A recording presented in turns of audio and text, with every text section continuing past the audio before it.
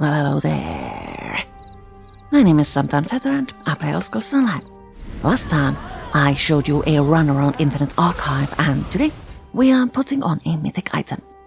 I got a request a few weeks ago, and since I do have a challenge, I picked this topic right up.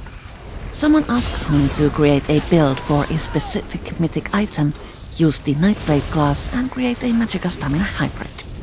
I'm tossing vampirism into the mix, obviously.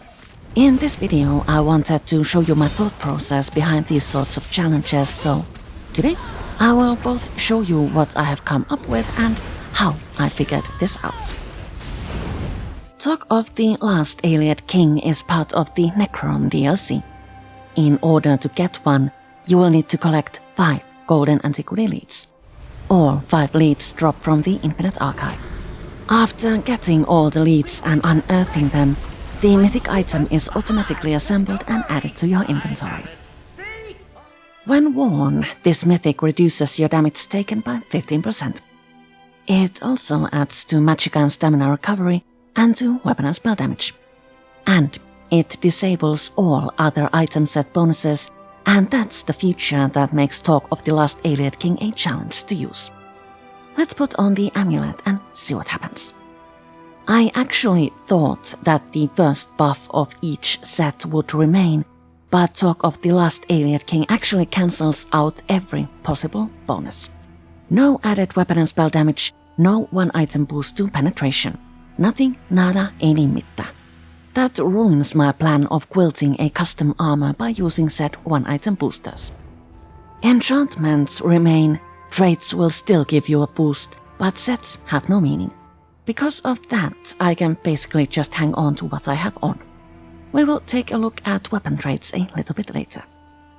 Without armor sets to make us more efficient, we need to play with passives from skill lines to get enough weapon and spell damage and physical spell penetration. Subclassing would bring us more firepower, so to speak, but I think I want to stick to a pure class Nightblade. If you would like to try subclassing for this mythic, I would recommend Herald of the Tome from the Arcanist class or Adric Spear from the Templar class. And now to the passives. We can get Empower from Mage's Guild, a boost to weapon and spell damage from Dark Elf passives, and also from Vampire passives if we play our cards correctly. From Medium Armor, we can get a boost to critical damage, stamina recovery, weapon and spell damage, and movement speed along with a boost to sneaking. And if we play as a Nightblade like prompted, we can get minus savagery from assassination. Moving on to weapons then. My Nightblade has always used dual wield, so I'm sticking to that skill line.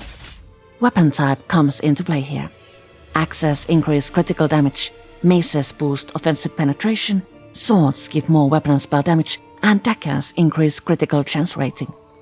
I have always felt that in solo PvE, weapon and spell damage and penetration are the most important traits, so I will switch my swords to maces, preferably maces bearing the precise or sharpened trait. I have thus exchanged a bit of weapon and spell damage to offensive penetration. Looking at other weapon skill lines, two-handed passives seem quite interesting, and I might also consider using a Destro staff. This would also unlock a rather useful skill line. Riley is currently wearing rings that give a boost to stamina, and that doesn't work as well as it could. I want bloodthirsty jewelry with multi-effect enchant. That will bring a boost to weapon and spell damage. For the rest of our gear, I will seriously just hold on to what I had on. My gear gives a boost to stamina, so that's good enough. And now, let's hop to present day and take a look at the build I used in the Infinite Archive run. Starting from our backup weapons, a pair of poisoned swords. First, Dark Shade. This summons a shadowy copy of Riley to deal a set amount of magic damage and to cripple enemies with minor maim. Next, we have Degeneration. This Mage's Guild ability deals a set amount of magic damage to a single enemy. It also grants you Metal Brutality and Sorcery, which give a boost to weapon and spell damage. And if you push Mage's Guild skill line all the way to max level and purchase all the passives, casting a Mage's Guild ability grants you Empower for 10 seconds. This allows you to do more damage to monsters, so it's a pretty sweet deal. Moving on, we have Blood Mist. We all know the deal by now. Turn into Red Mist, surprise enemies, gain a boost to weapon and spell damage from vampire passives. Can't live without this one. Next, Crippling Grasp. This deals a set amount of magic damage to a single enemy both instantly and over time, and also slows them down for a short time. Last, on our backup swords, I have Bloody Contingency. This scribed ability draws runes on Riley, and as she uses an ability with a cost, the runes trigger to deal bleed damage on enemies both instantly and over time. This also grants Riley minor force, which increases critical damage by 10%. As mentioned, I have poisoned these blades with a handcrafted brew. My brutality draining poison inflicts minor maim and minor enervation on the target, and grants really minor brutality, which boosts weapon damage, and minor savagery, which boosts weapon critical. This also drains stamina from the enemy and allows really to restore stamina. Moving on to our main weapons, a pair of maces. These look like swords, I know. I used an outfit style to mask them due to personal aesthetic preferences. First, we have our Spammer Bloodthirst. This allows really to slice an enemy to deal bleed damage and to also heal. Very important for a stage 4 vampire. Next, Bloody Knife, another scribed ability. This allows really to toss a dagger to deal damage to enemies both going and returning. This also grants Rianmiel minor lifesteal. I thought about changing this to another status effect, but I couldn't find one I couldn't get elsewhere, so I stuck with lifesteal. Next, we have another spammer, Steel Tornado. This allows you to spin around to deal damage on all enemies within reach. This deals more damage to enemies with less than half of their health left, so using this when battle draws close to its end might be smart.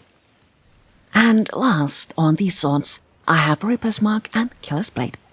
Killer's Blade finishes off an enemy and also heals really, while Reaper's Mark singles out an enemy to restore health to Riley and to grant her major berserk upon their death. These two keep Riley alive, so I stuck with them. Our ultimate, as usual, Swarming Sire. In monster form, we are blessed, formidable. And then we have champion points. You can get a huge boost to weapon and spell damage from Wrathful Strikes and Untamed Aggression, and Weapons Expert brings another boost to damage done. A boost to damage done from overtime effects is always useful, so I have stuck with my usual stars here. I have also stuck with my usual active stars in fitness. And for craft stars, I picked out the ones that make playing fun for me. Figuring out how to make the Torc of the Last Ayleid King work with a PvE build was a fun challenge. I do regret not pushing myself out of my comfort zone to tackle a PvP build, so maybe that might happen in the future. I hope you enjoyed this video. Thank you so much for watching and see you all later.